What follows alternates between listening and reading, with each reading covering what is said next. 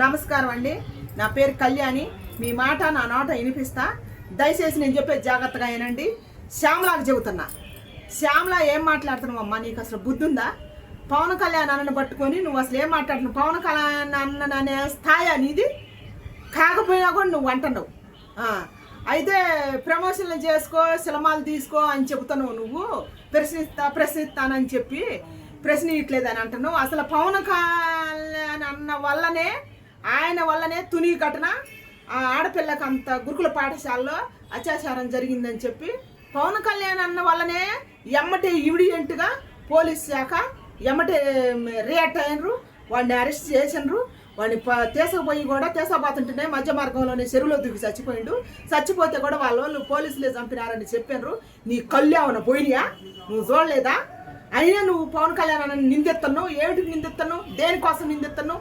నిన్ను పవన్ కళ్యాణ్ అన్నని అనే అంత స్థాయి కాదు నీది, అంత వయసు లేదు నీకు. దయచేసి ఒక ఆడదానిగా అమ్మాయి గురించి మాట్లాడితే గురుకుల పాఠశాలలో ఏం జరిగింది, ఒక పేదింటి బిడ్డకి ఇంత అన్యాయం జరిగిందని ఆడదానిగా అమ్మగా ఒక మాట మాట్లాడు.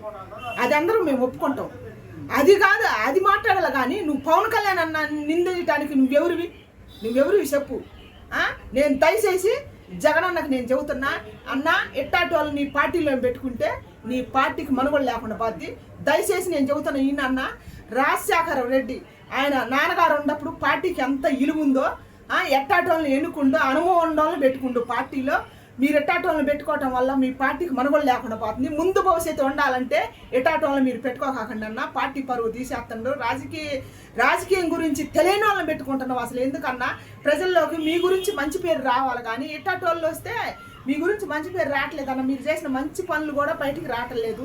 ఎట్టాటి వాళ్ళు మిమ్మల్ని ఏందో పొగుడుతారని మీరు అనుకుంటారు, కానీ మీ పార్టీ విలువలు తీసేస్తారు జగన్ అన్న. మీకు తెలియదు. పవన్ కళ్యాణ్ తిట్టినంత మాత్రాన మీరు సంతోషపడకాకండి అన్న. నేను చెబుతున్నా, మీకు కూడా మంచి బుద్ధే ఉంది. మీరు మంచి పార్టీ, మన రాజశేఖర రెడ్డి గారు మంచి పార్టీ పెట్టిండు, మంచి విలువలతో పెట్టిండు. రాజశేఖర రెడ్డి గారి పేరు మాత్రం పోగొట్టొద్దు దయచేసి. ఆయన ఎంత మంచి పని చేయబట్టే 2 సార్లు ముఖ్యమంత్రిగా గెలిచిండు. నువ్వు ఒక్కసారి గెలిచినవు రాజశేఖర రెడ్డి కొడుగ్గా. అందుకని దయచేసి మన రాజశేఖర రెడ్డి గారు ఎట్ట ఆలోచించి అనుభవం ఉన్న నాయకులను ఎట్ట పెట్టుకుంటూ అట్ట అనుభవం ఉన్న వాళ్ళని దించు.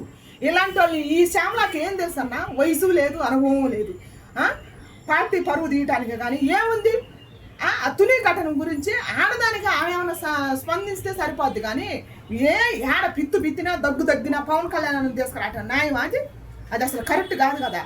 ఆయన పేద ప్రజల కోసం వచ్చిండు అన్న. ఆయన కష్టపడి సంపాదించిన డబ్బులు పేద ప్రజల కోసం దానం చేసిండు.